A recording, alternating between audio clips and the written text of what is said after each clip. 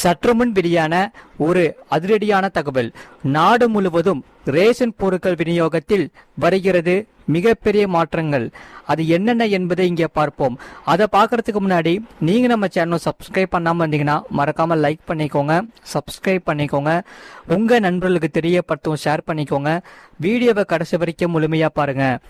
Ration பொருட்கள் விநியோகம் மற்றும் தானியங்கி முறையை மேம்படுத்தும் திட்டத்தை நீடிக்க மத்திய அமைச்சரவை ஒப்புதல் அளித்துள்ளது. அந்த வகையில் நாடு முழுவதும் உள்ள ரேஷன் பொருட்கள் விநியோக திட்டத்தை மேம்படுத்தி முற்றிலும் டிஜிட்டல் மயமாக்கும் முறைக்கு 25,630 கோடி ரூபாய் நிதி ஒதுக்க பொருளாதார விவகாரங்களுக்கான மத்திய அமைச்சரவை கூட்டத்தில் ஒப்புதல் அளிக்கப்பட்டுள்ளது. மறக்காம வீடியோக்கு லைக் பண்ணிட்டு பாருங்க. பிரதமர் நரேந்திர மோடி தலைமையில் டெல்லியில் மத்திய அமைச்சரவை கூட்டம் நடைபெற்றது. இந்த கூட்டத்தில் ரேஷன் பொருட்கள் விநியோகத்தை டிஜிட்டல் மயமாக்கும் திட்டத்திற்கு ஒப்புதல் அளிக்கப்பட்டது. அதே சமயம் 16வது நிதிக்குழுவின் பதிவு காலத்திற்குள் செயல்படுத்தப்பட்டுள்ள இத்திட்டத்திற்கான மத்திய அரசின் பங்காக 25,630 கோடி ரூபாய் நிதி ஒதுக்கப்பட்டுள்ளது. பொருளாதார விவகாரங்களுக்கான மத்திய அமைச்சரவை கூட்டத்தில் எடுக்கப்பட்ட முடிவுகள் குறித்து செய்தியாளர்களிடம் பேசிய மத்திய அமைச்சர், இந்தியா தற்போது உலகின் மிகப்பெரிய உணவு பாதுகாப்பு திட்டத்தை செயல்படுத்தி வருகிறது. இந்த உணவு பாதுகாப்பு திட்டத்தின் கீழ் ஒவ்வொரு மாதமும் 80 கோடி குடிமக்களுக்கு அடிப்படை ரேஷன் வழங்கப்படுகிறது.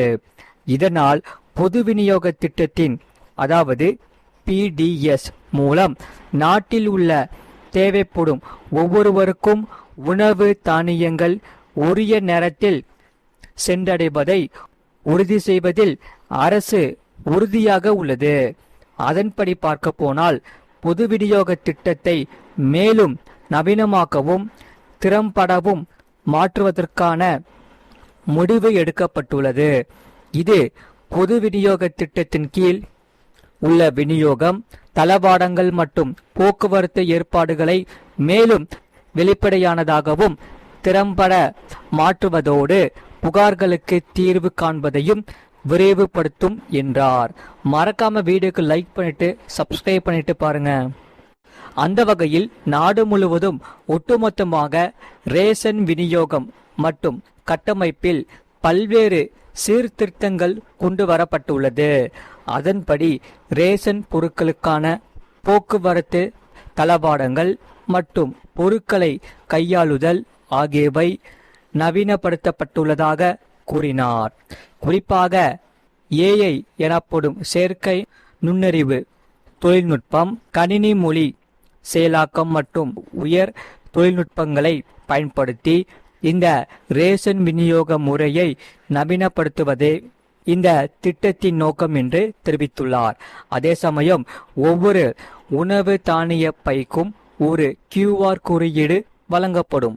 தானியங்களை கொண்டு செல்லும் அனைத்து வாகனங்களிலும் GPS குறிப்பிடப்படும்.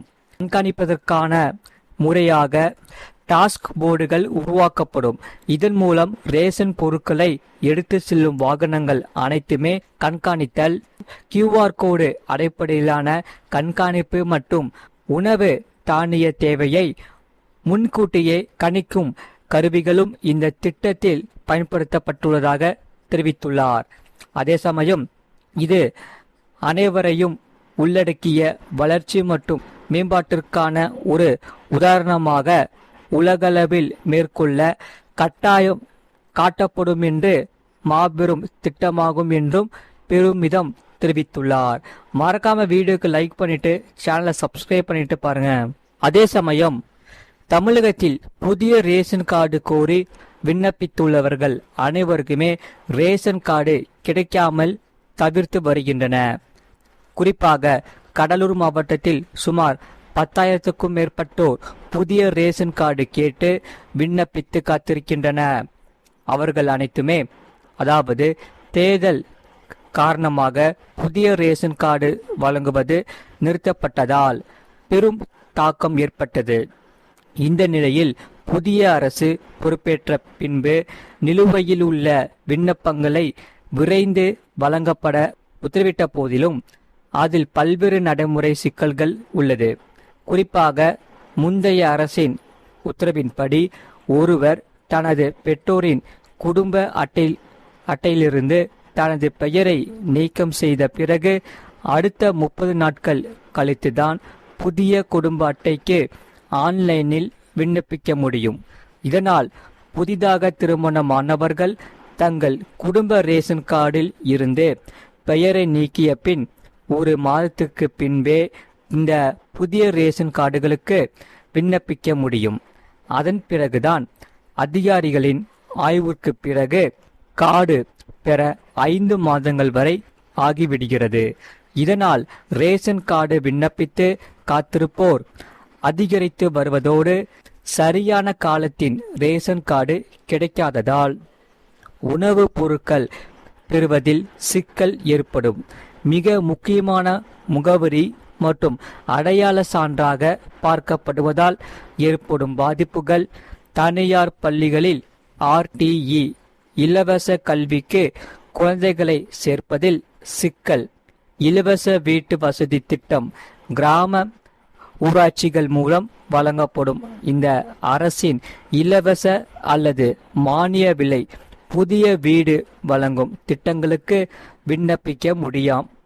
விண்ணப்பிக்க முடியாமல் போவது, புதிய கேஸ் இணைப்பு பெறுவது, மானியம் பெறுவது என பல்வேறு சலுகைகள் பெறுவதில் இந்த ரேஷன் கார்டு இல்லாததால் விண்ணப்பித்தவர்கள் பாதிக்கப்பட்டுள்ளன. ஆகவே தமிழகத்தில் இந்த புதிய அரசு பொறுப்பேற்றுள்ள நிலையில் விதிகளை தளர்த்தி உடனடியாக கள ஆய்வு மேற்கொண்டு விண்ணப்பித்து காத்திருப்போருக்கு இவர்கள் அனைவருக்குமே உடனடியாக புதிய ரேஷன் கார்டு வழங்க வேண்டும் என பொதுமக்கள் அனைவரும் கோரிக்கை விடுத்துள்ளன. குறிப்பாக தங்களது குடும்ப ரேஷன் கார்டுகளில் இருந்து பெயர் நீக்கம் செய்தவுடனே 30 நாட்கள் காத்திருக்காமல் உடனடியாக எங்களுக்கு அதாவது புதிய ரேஷன் கார்டு விண்ணப்பிக்கும் வகையில் உத்தரவு போட வேண்டும் என கோரிக்கை விடுக்கப்பட்டுள்ளன. மறக்காம வீடியோக்கு ஒரு லைக் பண்ணிட்டு சேனலை சப்ஸ்கிரைப் பண்ணிக்கோங்க. பக்கத்து பெல் பட்டனையும் கிளிக் பண்ணி வச்சுக்கோங்க. அப்பதான் நம்ம போற வீடியோஸ் எல்லாமே உங்களுக்கு ரெகுலராக காமிக்கும். அதே சமயம் இந்த செய்தியை பத்தி நீங்க என்ன சொல்றீங்கிறத கமெண்ட் செக்ஷன்ல மறக்காம கமெண்ட் பண்ணுங்க. நிறைய பேர் பார்க்குறீங்க ஆனா லைக் கூட பண்ண மாட்டேங்கிறீங்க. மறக்காம வீடியோக்கு லைக் பண்ணிட்டு சேனலை சப்ஸ்கிரைப் பண்ணி வச்சுக்கோங்க. நாங்கள் டெய்லியுமே உங்களுக்காக புதிய வீடியோஸ் நாங்கள் அப்லோட் பண்ணிகிட்டே இருப்போம் நம்ம சேனலில். அதனால நீங்கள் மறக்காமல் சேனலை சப்ஸ்கிரைப் பண்ணிவிட்டு வீடியோக்கு ஒரு லைக் பண்ணி வச்சுக்கோங்க. உங்கள் நண்பர்களுக்கு தெரியப்படுத்தவும் இந்த வீடியோவை கண்டிப்பாக ஷேர் பண்ணிக்கோங்க. அவங்களும் இந்த வீடியோ பார்த்து பயன்பெற்று கொள்ளட்டும். இவ்வளோ நேரம் முழுமையாக வீடியோவை பார்த்ததுக்கு மிக்க நன்றி. வணக்கம்.